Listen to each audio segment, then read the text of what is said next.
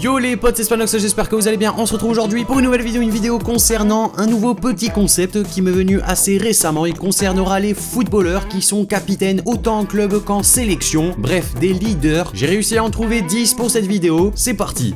J'ai tout d'abord placé Igor Akinfeyev, le gardien russe du CSKA Moscou. Et en effet, comme je l'ai dit, Igor Akinfeyev est autant capitaine en club avec le CSKA Moscou qu'avec sa sélection russe. Alors c'est vrai qu'il fait pas partie des gardiens les plus médiatiques, ou en tout cas ceux qui sont mis le plus en avant. Mais en tout cas, c'est un gardien qui fait vraiment le taf, qui est capable de vraiment diriger sa défense, que ce soit en club ou en sélection. Et c'est probablement pour ça qu'il porte le brassard à 2 reprises. On a ensuite un défenseur italien, il s'agit de Giorgio Chiellini, le défenseur de la Juventus Turin. Lui aussi, je pense que c'est vraiment un leader de par son expérience, mais également sa position qui permet un petit peu de diriger à peu près toute l'équipe. Je pense que Chiellini, depuis le départ de Buffon de la Juve au PSG, a vraiment gagné en assurance et en leadership, et c'est ce qui fait probablement que c'est un excellent capitaine qui va peut-être soulever la Ligue des Champions cette année. On enchaîne ensuite avec Radamel Falcao, le joueur colombien de l'AS Monaco. Alors c'est vrai que Radamel Falcao, c'est un joueur qui est souvent blessé et qui du coup fait pas forcément un capitaine très unanime, mais en tout cas ça reste quand même un joueur extrêmement important pour sa sélection colombienne, puisqu'on l'a vu qu'il avait vraiment porté sur ses épaules lors de la Coupe du Monde 2018. Après pour l'AS Monaco c'est compliqué, il joue beaucoup moins de matchs, il est également beaucoup moins influent sur les joueurs, du coup son rôle de capitaine n'est pas forcément entièrement respecté, mais ça reste bien sûr le joueur le plus expérimenté de l'équipe. Un joueur qui s'est affirmé ces dernières années comme un des tout meilleurs défenseurs centraux, il s'agit de Diego Godin, le défenseur uruguayen de l'Atlético Madrid. C'est vrai que Diego Godin il fait vraiment partie des défenseurs les plus solides de Liga, et même en Ligue des Champions on peut voir que c'est vraiment un excellent défenseur aux côtés de son coéquipier et compatriote José Jiménez. En tout cas depuis le départ de Gabi du côté du Qatar, Godin a récupéré le brassard de capitaine dans le club des Colchoneros. Il fait également partie des joueurs les plus anciens comme Antoine Griezmann. En tout cas Godin c'est vraiment un rock, et on a pu le voir exceptionnel également avec l'Uruguay pendant la Coupe du Monde 2018, notamment lors du match contre le Portugal en 8e où il a vraiment été incroyable. On passe avec un autre défenseur, il s'agit de Vincent Kompany, le défenseur belge qui évolue à Manchester City. Alors c'est le capitaine des deux équipes. Malheureusement c'est un capitaine remplaçant puisqu'il joue pas forcément tous les matchs. C'est vrai qu'à Manchester City, Guardiola a plutôt préféré la charnière Stones-Aymeric Laporte, qui sont bien sûr plus jeunes et qui ont malheureusement pour Kompany un meilleur niveau, en tout cas sur les derniers matchs. Après avec la sélection belge c'est assez différent puisque c'est pas une sélection qui compte de grands joueurs à ce poste là. C'est vrai qu'au milieu de terrain ou en attaque c'est vraiment une équipe exceptionnelle, mais en défense c'est un peu plus compliqué. Du coup Vincent Kompany fait forcément partie des joueurs les plus importants, même si c'est vrai que durant la Coupe du Monde il a laissé son brassard de capitaine à Eden Hazard, qui était totalement légitime puisque forcément il faisait partie des leaders de cette sélection belge. Vincent Kompany lui regardait les matchs depuis le banc des remplaçants. On passe avec notre capitaine français Hugo Lloris, qui est également capitaine de l'équipe des Spurs de Tottenham. Hugo Lloris qui est le dernier capitaine à avoir soulevé la Coupe du Monde après le sacre des Français en Russie. C'est un gardien qui fait l'unanimité je pense au niveau du club et également de la sélection. C'est peut-être pas forcément un gardien qui communique énormément avec toute l'équipe, mais je pense qu'il réussit quand même à bien replacer sa défense. À Tottenham il est arrivé il y a très longtemps maintenant. C'est vrai qu'il est arrivé de Lyon en tant que remplaçant de Brad Friedel, mais il avait réussi année après année à se consolider en tant que titulaire jusqu'à devenir le capitaine des Spurs. Après c'est vrai que pour l'équipe de France c'est vraiment un joueur fondamental pour l'équipe de Didier Deschamps et c'est son capitaine. On va passer ensuite avec Lionel Messi, qui a une situation un petit peu différente des différents joueurs que je suis en train de vous présenter, puisque lui bien sûr il est capitaine du FC Barcelone depuis le départ d'Andrés Iniesta au Japon, mais avec la sélection argentine c'est un peu plus compliqué puisque forcément ça fait un petit moment qu'il n'est plus sélectionné. Il a pas pris sa retraite internationale, mais il ne joue plus avec la sélection argentine. Mais bon, vu qu'il n'est pas encore dans sa retraite internationale, ça reste lui le capitaine numéro 1 de l'Albi Céleste. Et Lionel Messi, je pense que j'ai pas forcément besoin de vous le présenter, même si c'est vrai que dans ce rôle de capitaine c'est un peu déstabilisant je pense pour lui, puisque c'est un joueur qui a peut-être un peu plus la mentalité d'un Hugo Lloris, joueur un peu réservé qui va pas forcément aimer pousser les autres joueurs dans leur dernier retranchement, mais en tout cas c'est un joueur qui sur le terrain prouve que c'est un capitaine. On a ensuite Manuel Neuer, le gardien allemand du Bayern Munich, qui est également capitaine de l'équipe bavaroise et de la Nationalmannschaft. C'est un très grand gardien qui a malheureusement été un petit peu coupé dans son élan dû à certaines blessures qui ont mis un petit peu au second plan toutes les belles choses qu'il avait pu faire avec le Bayern et la Nationalmannschaft. Malgré ça, Neuer reste quand même un des tout meilleurs gardiens, et on sait très bien que lorsqu'il est à 100% de sa forme physique, il est juste indétrônable, et la concurrence est enterrée. On passe avec le joueur qui m'a donné l'idée de cette vidéo, c'est Sergio Ramos. C'est vrai que j'étais en train de regarder un match Espagne-Croatie et je me suis dit que Sergio Ramos quand même il faisait partie des joueurs qui disputaient déjà premièrement tous les matchs, que ce soit en sélection ou avec son club, et en plus de cela c'est le capitaine des deux équipes. Du coup c'est vrai que je me suis dit pourquoi pas faire une vidéo autour de cette idée. C'est vrai que c'est un joueur que j'affectionne pas forcément, ça vous le savez, mais après on peut pas lui enlever que c'est vraiment un leader et vraiment le patron des équipes dans lesquelles il joue. Et on termine la vidéo avec Antonio Valencia, le joueur de Manchester United. On sait qu'il a été replacé ces dernières années latéral droit, mais en tout cas ça l'a pas empêché d'être le capitaine de Manchester United et de l'Équateur. Alors c'est un joueur également qui est pas forcément extrêmement médiatique, mais qui est quand même assez costaud à son poste. Après je pense que le problème de Valencia c'est qu'il est un peu trop complet, ce qui fait qu'il a pas une qualité qui ressort du lot, mais en tout cas ça reste un joueur important. Je pense qu'il est surtout capitaine de l'Équateur par rapport à sa carrière. C'est vrai qu'il y a peu de joueurs équatoriens qui ont explosé dans le football. Antonio Valencia lui au fil des années a réussi à se construire un nom en Angleterre et à en devenir même le capitaine de Man United, un club dans lequel il est arrivé assez jeune. Dites-moi dans les commentaires si c'est le meilleur latéral droit de Première Ligue.